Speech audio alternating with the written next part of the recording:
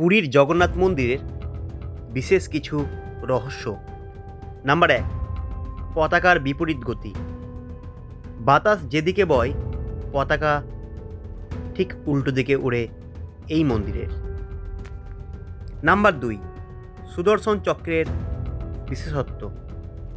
এই চক্রটি এমনভাবে স্থাপন করা হয়েছে, আপনি পুরী শহরের যে প্রান্তেই থাকুন না কেন, তাকালে মনে হবে চক্রটি সরাসরি আপনার দিকেই মুখ করে আছে। ছায়াহীন মন্দির। এটি স্থাপত্যবিদ্যার এক চরম বিস্ময়। দিনের যে কোনো সময়, এমনকি ভর দুপুরেও মূল মন্দিরের কোনো ছায়া মাটিতে পড়ে না। পাখি মুক্ত আকাশ।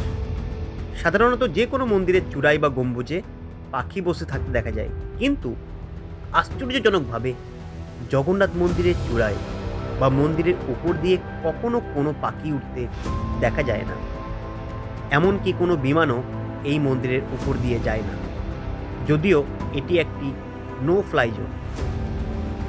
সমুদ্রের শব্দের রহস্য।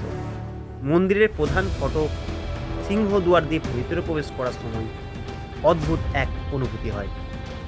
দরজার বাইরে পর্যন্ত সমুদ্রের ঢেউয়ের গর্জন শোনা যায়, কিন্তু এক পা ভেতরে দিলেই সেই শব্দ পুরোপুরি বন্ধ হয়ে যায়।